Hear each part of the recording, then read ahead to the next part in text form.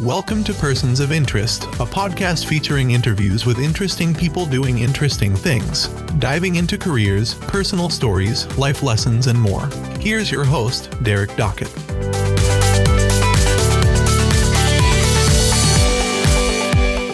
Thank you all for listening to the Persons of Interest podcast. I really appreciate my guest in this episode for coming on because he just wrapped up a very long career writing the Bloomington Pantagraph in Central Illinois, almost 42 years writing at the Pantagraph for Jim Benson. Jim, thanks so much for hopping on the podcast. How's retirement treating you so far? You're about a month in now, right? I am about a month in. Actually, my first day was April 1st, so it was like April Fool's. We were tired, but it's been treating me very well so far. I'm getting used to it rather quickly. Awesome. Thank you for hopping on. And I really like to use this platform to shed a spotlight on some people that I've interacted with, or maybe some that I haven't interacted with, but what they've done for a living and things that stand out for them in their time and how they got there. But we were talking before we got recording, and I didn't realize. So when I started working at the Missouri Valley in 2010, you were already on the Illinois State men's basketball beat. You started there in 2006, I believe. Correct. Yep. Yeah. We'll get into that a little bit, but I didn't realize 42 years at the Pantagraph, that's the only job you've had? One job. And what's funny, too, is my wife was a school teacher at Normal Community High School here in Bloomington-Normal. And that was her only job for 38 years. So wow. Our daughters kind of laugh at us like we're really like dinosaurs. They've been out of college for 15 years and they each of them have had 3 or 4 different jobs and all that. So, yeah, it's a very rare, that's for sure. That is amazing. Like I myself have switched jobs, not a ton, but in this time, people in their careers, they're often switching, looking for the next opportunity. But that says something for your run. Did you know you wanted to be a writer when you got started? How did you fall in love or just grab hold of journalism and writing? Yeah, I felt obviously, I think guys like me fall in love first with sports when they're growing up and all that. And I just love sports. Got that from my dad more so than my mother. My dad was we grew up in the Chicago area. He was a big Cubs fan. A funny story was I was a Cubs fan when I grew up until I was about 7. And our grandmother was a White Sox fan. And she would take us, my brother and I, and a couple of my uncles, we'd go down to Comiskey Park a lot and kind of turned into a White Sox fan, which just broke my dad's heart. He had 2 sons growing up, Cubs fans, and all of a sudden we're White Sox fans. And we always teased him about it his whole life. But I just knew I wanted to do something in sports. And even at an early age, I used to sit at home and I'd just write about sports that I watched on TV. And I'd do a little like newsletter and call it Benson's Best. And I think I still have the copies down in my basement. My parents saved them for years. And then when they moved out of their house that I grew up in, they gave it to me. And I'm pretty sure it's still in my basement right now, even just a file cabinet of all the stuff. And that's how I got started. Wow, that's awesome. You find people tend to migrate what they're interested in, what they like, and find a way to, if they can't be directly in it, find a way if you're on the peripheral of it, whatever it is. And It sounds like that's what happened to you. Exactly. Was it in high school, in college? What was it that you really, outside of like the sports attachment to it, that you found I could make a living doing this? Can work for me? What was it for you that flipped that switch? Yeah, and really, then I went to a smaller high school in Dwight, Illinois, between Bloomington and Chicago, and our school was like 400 students at the time. So we didn't even have a school newspaper. Okay.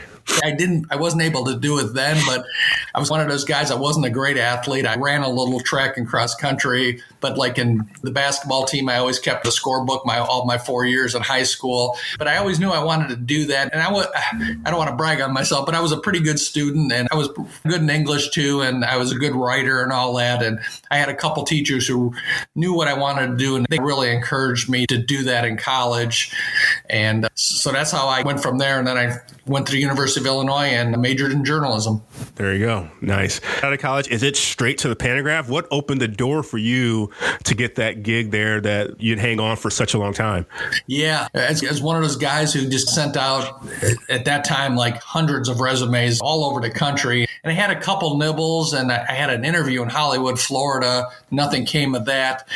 But about probably, I'm trying to think now, maybe like about 3 weeks after I was graduated, Jim Barnhart, longtime sports editor at the Pantagraph, just called me on a Saturday night and said, "Hey, we have an opening. Are you interested?" And I said, "Yeah, I'm very interested," because I didn't have a job lined up at that point. And he said, "Why don't we do like a trial run for a week and see if you like us and we like you, et cetera." So I started on a Tuesday night, worked a couple desk shifts, and by the end of that Wednesday night, he came up to me and he said, "The job's yours if you want it." Nice. So I wanted it. It was close to home. It was only an hour from my home in Dwight where my parents lived. And so I took it, but not thinking I would stay there for almost 42 years. I was one of these guys coming out of college where I do this in a mid-sized market, and then I'll move on to the Tribune or a bigger paper. And I did send out resumes for years. About the first 7-8 years, I did send out resumes to bigger papers, and I never got a bite. But then I got entrenched in the Bloomington-Normal community. It's a great community. Sports is very important here, and I just fell in love with it. And I met my wife here, and then we started having kids, and she had a great job. So I just settled in, and I would say probably after about 8 years, I never sent out another resume in my life. Wow. We hear so much about people that they want that next opportunity, that want that chance to grow professionally. Did that sort of deter you when you didn't get those bites? For some people, family is more important, and it's for them to be close to home. And if their family and their spouse, they're doing okay, that's good enough for them. But for others, they want that opportunity to move up and the financial benefits, professional benefits. For you, it seems like you said you settled in and made the best of it. Did that sort of motivate you just to become better at it and be better where you were? Yeah, that's exactly what it was, Derek. Yeah, at first, probably up until about my 5th or 6th year, I was bummed that I wouldn't get any bites or anything like that. I thought I was good enough, but I think it's obviously, we'll talk about it later, but it's a really hard industry now. But yes. Even then it was hard to just move up, just take that next step. You just needed the right break, and I didn't get it, but then I did settle in, and I wanted to become the best I was in where I was at the time. And like I say, sports wouldn't have been so important to the community of Bloomington-Normal. I think I would have either gotten out of it or really tried maybe some other sports information or something like that. Sure. But it was really important in Bloomington-Normal, and I settled in, and I've loved living here even 42 years. We don't even see ourselves moving from here because it's such a great community. Yeah. I settled in after about 1987, 88. I never worked in journalism myself, but I'm pretty familiar. And for most folks that don't know, you don't just jump right in and you build up. And you mentioned you had desk jobs. You got started with you've got your columnists, you got your beat writers. Any one specific thing?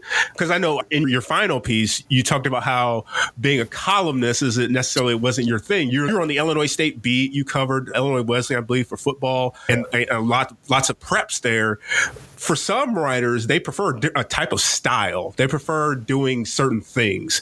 For you, was it one certain style, one certain aspect of the writing that you enjoyed more than the others?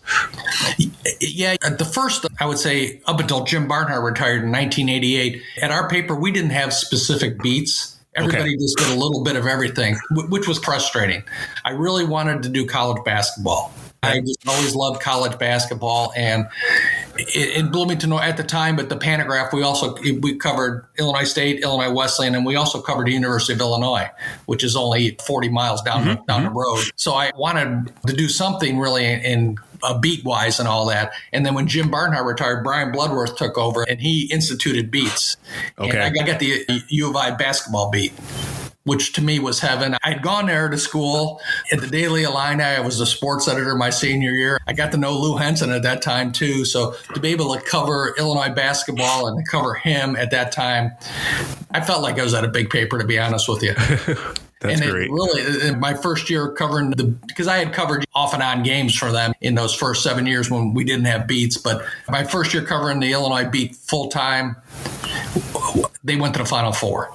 Yeah, exactly. In Seattle. And they really, you're probably too young to remember it. I don't know if you do or not, but they had the best team in the country that year. And they lost in the semifinals on a last second shot to Michigan, a team they had beaten twice during the season. They had won the last regular season game at Michigan by 20 points, ran them off the court. And then they came back in the semifinal game, and it was the flattest game they had played all year. They just, I think they thought they were in a championship game because they had beaten them. But that semifinal game in Seattle, Illinois, Michigan, I think there was like 9 future NBA players on the court in that game. It was interesting. And I covered Illinois up until 2006. So I covered the 2005 Illinois team that got second in St. Louis in the championship game. Yeah. And I remember that year, Gary Childs from the Peoria Journal-Star, he had covered the Illini in 89, and he wasn't on the beat in 2005, but he had come over for a game, and he said, "Give me your honest opinion. Which Illinois team is the better team?" And I said, "There's no doubt that 1989 team was the best team I ever covered in my life." Wow. That says something. And for them, that's pretty good. I do remember. I think that's the infancy of my sports acumen when I really started getting into it, which is funny because that leads into my next question. Young basketball player by the name of Michael Jordan starts to really make his mark in the NBA. And I forget the year, but I remember in your farewell piece, you said you even had the opportunity to do a one-on-one interview with Michael Jordan. What was that like? We've had now his career's over. We've had The Last Dance, the retrospective about his career. How does the beat writer, the writer from Central Illinois get the sit down time with Michael Jordan? Yeah, this is a good story. I went up to Doug Collins was the Chicago Bulls coach at the time. It was 1988 and an Illinois State graduate, obviously. I had interviewed Doug a couple times before that when he had come to Bloomington-Normal for certain things before he really got into coaching and all that. So Brian sent me up to Chicago to do a feature story on Doug. And he said, "Hey, when you're up there, see if there's any way you can talk to Jordan." And Tim Hallam was the Bulls PR guy at the time, and he was an Illinois State graduate. I had not known Tim really well, but Brian had, and he told me I was coming up, et cetera. So I saw Tim before. I got up there real early to the game, and I said, I knew the locker room was open before the game. And I said, "What time's the locker room open?" He says, "It's open 5:30 to 6:30. He said, "Yeah, just go in and grab anybody and all that." So I waited till about 5:45. So I didn't want to be the first one in there. And honest to God, this was at the old Chicago Stadium. You go down these rickety stairs down to the locker room and all that. And I opened the door in the locker room, and I am not kidding you. There was no reporters in there except me. Wow. It was really before the explosion. I think 2 years later, the locker room would have been full at 5:30. People would have been waiting at the door. But just at that time, it really wasn't a big thing. So anyway, I'm going around the locker room. I'm talking to a couple guys about just getting stuff about Doug Collins and all that. And I'm looking for Jordan. I'm thinking, this is just when he was really starting to become really Michael Jordan, like you said. Yeah. So I can't find him and all that. And all of a sudden I look, and right behind the door, when I came into the locker room, there's a cubicle there, one of the players' cubicle, and it was Jordan's. And he's behind, so he's in his cubicle, just in his own world, in his own trance, has headphones on like you have right now. I thought to myself, this is it. This is my one chance in my life, probably, to talk to Michael Jordan. One-on-one, nobody else there. So I went up, and he kind of looked at me, and he took his headphones off, and I introduced myself. I shook his hand, and I told him I was from Bloomington, and obviously Doug Collins, Illinois State, and all that. And he was very nice, and he answered my questions for 10 minutes, and really good. And here's the only thing: that's when I had a cassette tape recorder. Sure. I don't know why I did not save that tape. Oh, I know it. It's just one time my dad caught a baseball from Mickey Mantle at a White Sox game. Mantle threw a baseball into the crowd. My dad caught it. I remember it at Comiskey Park. My brother and I were throwing it that afternoon out in the yard, baseball from me. And it was just like that. It was just like, why didn't I save it? I don't know why I didn't save it. But so that was like I say, one chance to talk to Michael Jordan. And it was just by myself too, which was great. He was very nice. He was really nice, answered all my questions, shook my hand afterwards. And at the time, D.A. Weibring, Illinois State grad, he used to have his charity golf outing in Bloomington-Normal every summer at the ISU golf course. And he was trying to get Jordan to come. And through Doug and all that. And they just couldn't arrange it for one reason or another. And I told Jordan, I said, hey, really like to see you down sometime. And he said, yeah. He said, I'd really like to do that. And he never came. They just never could work it out. Yeah. After that, they probably couldn't have because they'd have probably needed the police there to escort and all that. But that was my coolest interview probably of my life. It's funny you mentioned you go in there and you're the only person in there. That says something for how media has changed, especially just in your tenure working back then till wrapping up now. Not just taking social media out of the mix, but television, writers, the newspapers that have now shut down, the writers that have gone from newspapers to just strictly writing for the Athletic and websites only, podcasters, you name it. Everyone that gets a credential that's in there, and these media scrums. And think about Michael, you talking to Michael Jordan in 1988 and the difference between then and Michael Jordan doing an interview, not even the playoffs, just like a regular season game in say 1996 at that portion of his career, and how much more media attention he would be getting. That just blows me away that you get the opportunity to just walk up and it's just you and Michael Jordan. Outside of the tape, you really need someone with a picture to capture you guys there. That's awesome.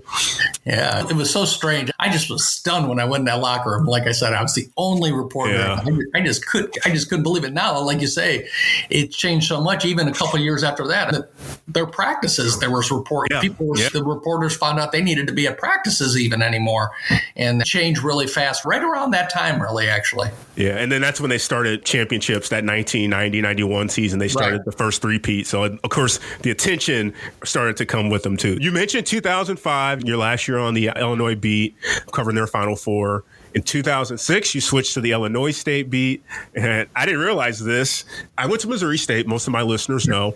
Really started, I had no idea about how great the Valley was and everything. Lived in St. Louis my entire life, so I was familiar with the tournament. But until I got to Missouri State, then Southwest Missouri State, was where I really started paying attention because I love college basketball. And my first year was 1997 down there. So I got to live through the Sweet 16 in 99. Fast forward, out of nowhere, the St. Louis kid gets a job working for the Missouri Valley Conference, which is also located in St. Louis in 2010, which is how I met Jim and my first media day and things like that. But 2006, you took over the beat.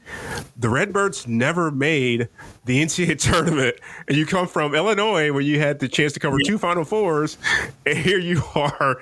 I don't think you are the jinx, but hey, Missouri State's been the same thing. They haven't made a tournament since 1999 and still counting. But the Redbirds don't make an NCAA tournament, but still a lot of successful years that you got to cover for the Redbirds there. Yeah, I covered 6 Missouri Valley Conference tournament championship games with the Redbirds, 0-6. Oh. Some of them were just really great games. Probably the best Illinois State team that I covered was 2009. That's when Osiris Ellis was a junior, and Champaguchi, that was the one year he played for them. He had transferred from Oregon. I don't know if people remember a 6'6" guard, could shoot lights out and all that. That was their best team, I think, and they played UNI in the title game. And Illinois, and I still remember this, Illinois State has the ball with a minute left, and they're up by 3 points. And they miss a shot, and I think it was Brandon Sampay got the rebound, and there was nobody around him. He could have just put the ball back in, and he had his back to the basket, and he kicks it back out. And I talked to Tim Jankovic about it later in the summer after the pain kind of wore off. And he said there was a game earlier in the season, the same circumstance where Sampay got the rebound and went back up instead of kicking it out. And they had really just harped on him that, what were you doing and all that? And that was just in Sampay's mind at the time. Anyway, so Illinois State misses the shot. UNI goes down, and Farouk Manish buries about a 30-footer to tie the game. And then it goes in overtime, and Illinois State loses. And that was the worst locker room scene that I ever covered in my life. And that's just devastated. And that sounds like the craziness of Missouri Valley Conference basketball. Heartbreak, jubilation on the other side, just down to the wire. Exactly. Gut-wrenching. I can't think of all the adjectives and adverbs to say, but my goodness. So you say that team was the best, one of the best, better than the best Illinois State team. Probably the second best was the 2012 team which also lost the Missouri Valley title game in overtime to Creighton. That was the Nick Moore team, Jackie Carmichael. That was the only year. I remember that one. Yeah, Nick played at Illinois State, and that was a great championship game. Illinois State had beaten Wichita in the semifinals, which was a big upset, and Creighton was ranked 2 at the time. Both Creighton and Wichita were ranked at the time. They were great teams and all that. Yeah. And Illinois State, they had a chance to win that game, and they just couldn't pull it off. But, man, that was a good Illinois State team. Tyler Brown was there, too. They had a lot of firepower on that team that year. I always loved one of the great things about the Valley. It's always been the radio guys and the beat writers. They've all been around so long, and now a lot of those guys are moving on, sadly, like yourself. Yeah. But there's a lot of, especially on the radio side, a lot of those guys still around doing their craft.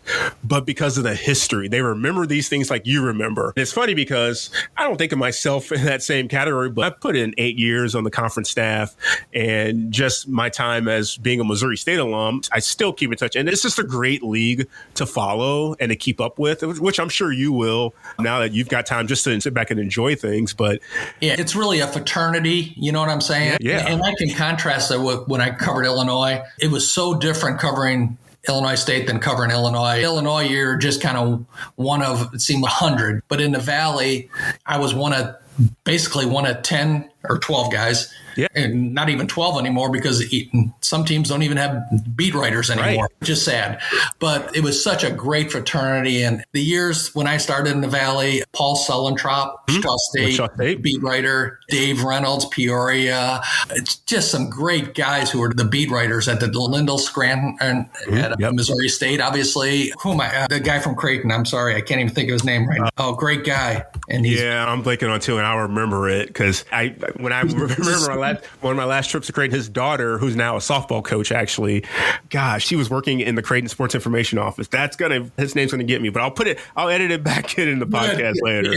And obviously he's deceased now. And what a great guy, though. It's just a fraternity of guys like that was just, and I should say Todd Golden too, because Todd had started at Coat the year before I started in the Illinois State beat, and obviously him and I, we worked 16 years almost together on our beats and all that. But just the fraternity of guys like that. Steve Pivovar, that's his name. Thank you. Pivovar. What a great guy. I just love that guy. Oh, but just the fraternity of those guys was just awesome. And I mean, it was so much fun going to the tournaments and we'd all be together. You know what I mean? I mean, obviously when you hit each spot and all that, but then all of us together and all that, we all had a great time together. And I really miss that as the Valley kind of some newspapers didn't cover the teams anymore and different teams left and all that. I really miss that. Yeah. So that's one thing I wanted to ask you about too, how the media has just changed, and specifically because you worked at the Pantagraph, just newspapers and you guys being in Central Illinois are able to sustain, and obviously your longevity there. But when you see that, when Loyola Chicago joined the Missouri Valley Conference in Chicago, a large market, Loyola didn't have a beat writer. They would get coverage here and there, and then the Final Four happens, and then the city of Chicago pays attention. Now we've got the markets that don't even have a writer. Some don't have a paper, or they're outsourcing, or they're just taking whatever coverage they attach to. As a writer, a longtime writer, how do you react to that when you see just the dwindling of how the media, especially newspapers, has gone over the years? Oh, it makes me incredibly sad. It bums me out. And it has changed so much so fast in the last 10 years. It used to be, even 10 years ago, almost every paper had a beat writer and they would travel with the team and all that. Yeah. And slowly it got to, like you say, where a school like Loyola comes in and they don't even have a beat writer. And then papers that were cutting back, they wouldn't let their guys go on the road anymore, which I was lucky at the Pantagraph. They let me go as much on the road for the most part my whole time, even up to this last year. And I really appreciate that. But yeah, it's incredibly sad. And I worry that the fans aren't getting the same kind of, now and in the future especially, they won't be getting the same kind of coverage that they have. And all they'll be getting is just basically the university releases anymore on that. And to me, that's incredibly sad. Yeah, it is unfortunate because I don't think people realize the difference in the quality of coverage you get. Like you mentioned, your ability to travel with the team, and if it's a big game, you never know what's going to happen, and getting the instant reaction, going to the post-game press conference or being able to talk to the coach in the locker room or something about what happened, it just adds so much to it. And then even a guy like you started using your cell phone to capture video footage and things like that. That stuff really does help. And I would think that the papers will see that as a value add, but not all do. I know business models are a thing. It's like here, and I definitely want to ask you about this. Here in St. Louis, we've seen, I don't know if it's a cutback, the staff-wise on the prep sports scene, it's like a bunch of freelancers now. They've cut back on the full-time staff. And again, I don't work for that paper, that entity, so I'm not sure what their strategy is, but you spend a lot of time covering the high schools there. And I know, especially myself, after working for a school district, working in a K-12 education, how much the families appreciate that coverage and how much the kids love seeing themselves in the paper. But also, that's part of the fabric of the community when you can write about high schoolers winning the state championships and things like that. I know you've had several of those great, memorable things you've had to be able to capture as well in Central Illinois. Yeah, and that's some of the highlights of my career, my prep stuff. Those are some of the things people think my biggest memories would be of the college stuff I covered. And the prep stuff has been just as important to me as that. And to see that scaled back, there's nobody left to do that then.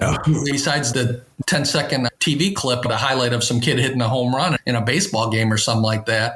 That I feel bad about that. I feel horrible about. Maybe I feel more horrible about that than I do the cutting back of the college coverage at a lot of places, because you referenced my last column and all that, and I ended it with something that a coach had sent me my last week at the Pantagraph, telling me how much stories that I did impacted kids' lives, not only then, but in the future and all that. And I told my wife when I got that note from that coach, God, it just hit me like a ton of bricks.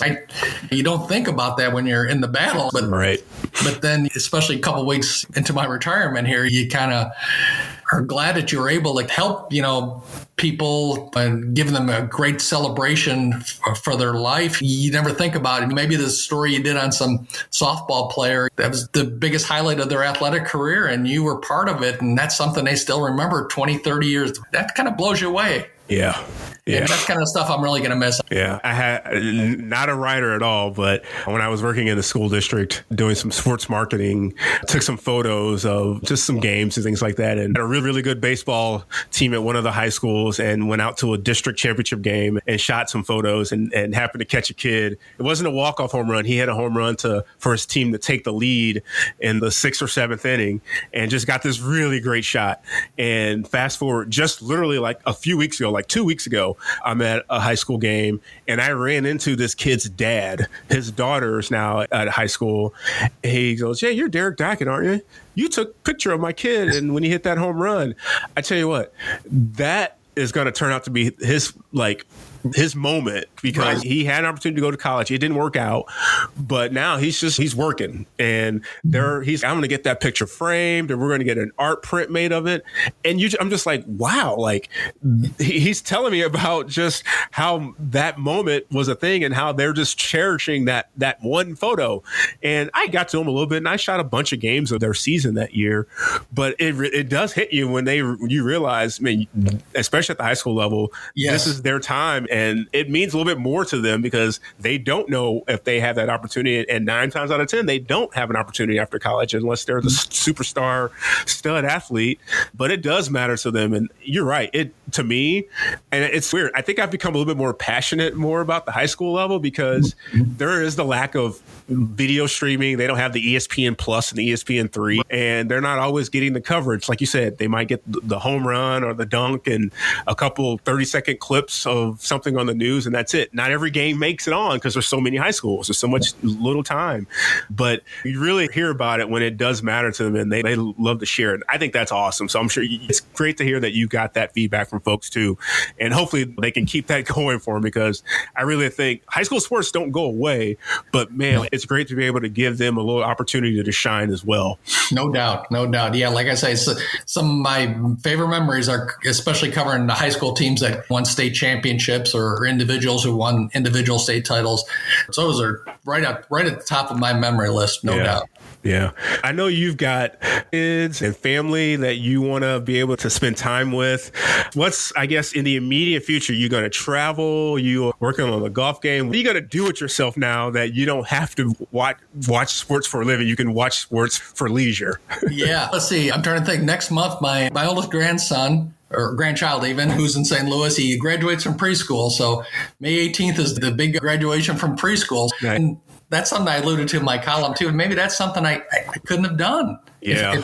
If that might have been regional baseball time here in Illinois. And those are the moments I don't want to miss. So definitely spend it. We have 3 grandchildren now, and they all live in St. Louis. So that's on there. And then a little travel. We're going to go to Vegas in June. And then our other daughter lives in Maryland near DC. So we're going to go see her in September, and then go down to Savannah, Georgia. We've always wanted to go to Savannah, Georgia. Heard it's a great city. So we're going to kind of make that a one trip there. And then actually my wife just made reservations for next year, which will be our 40th wedding anniversary. We're going to go to England and Ireland. Look at you. Awesome. Yeah. So awesome. And all my relatives were from Ireland, and my parents their whole life talked about going to Ireland, and they never did.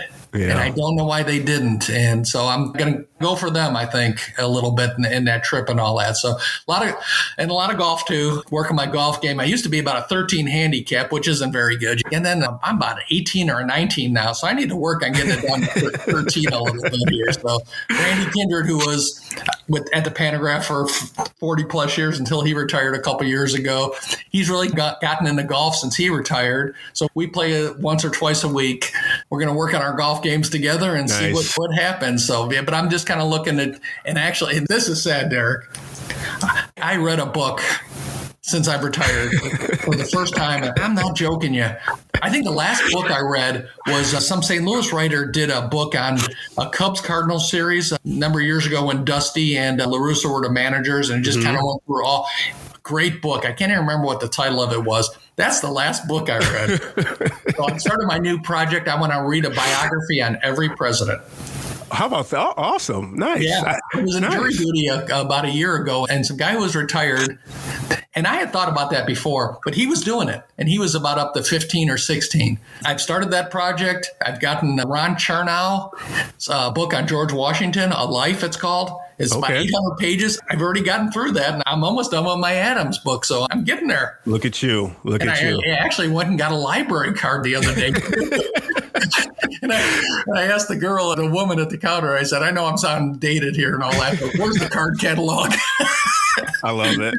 So I'm doing a lot of different things here, so I'll find things to do. It's like a whole new Jim Benson. It's like a whole new world for you, sir. It is. But like you said, I'll still be going to sporting events, maybe not as much and all that, but still definitely be going to games and all that, but just a different perspective. Sitting as a fan, maybe having a beer in the stands and yelling at the referees like everybody else. Hey, I can tell you, as someone that worked in sports, it's great to be able to do that, to just sit back and just take it in and not have to worry about, did I miss this? Did I get that? What was that? Hey, man, you earned every bit of it. Thank you. Like I said, I always point back to my time in the Valley. I just always appreciated the work that you guys did. Professionals. I know Mike Kern always tries his best to help you guys do your job the best you can, because you guys always treated us. And I know I go back to the Doug Elgin time, and he always tried to make time for you guys and things like that. I know just from that, you guys just the ultimate professionals. And I'm speaking not just about you, but all the others that were beat writers during my time. But you, sir, have earned it. I wish you nothing but the best, and enjoy all those trips. Enjoy your time with your grandkids. And that golf game will be back to that 12, 13 handicap before you know it. Thanks. And maybe I'll run into you at the St. Louis Zoo or something, huh? Absolutely. Hey, that's my life now too. I made a little career switch, and it was more about, hey, I've got a little guy too, and I want to be there for those moments. So I totally get where you're coming from. Yeah, and and I tell you, that's one of the things that I missed a lot of stuff when my daughter's growing up because of the job, and you don't get that time back, and that's probably my biggest regret, actually, missing so much family time and family weddings and all that. That was the tough part of it, but I ain't missing anything now, let me tell you. There you go. Jim, thanks so much, man. I really appreciate it. Thank you, Derek. Hey, this was fun. Thank you very much. Thanks for listening to this episode of Persons of Interest. This podcast is a personal project with the goal of sharing stories that might inspire others to create their own path. If you enjoyed this episode, please leave a rating and review on your favorite podcast platform. If you have a guest suggestion, you can reach Derek on Twitter @DDocket. This has been Persons of Interest.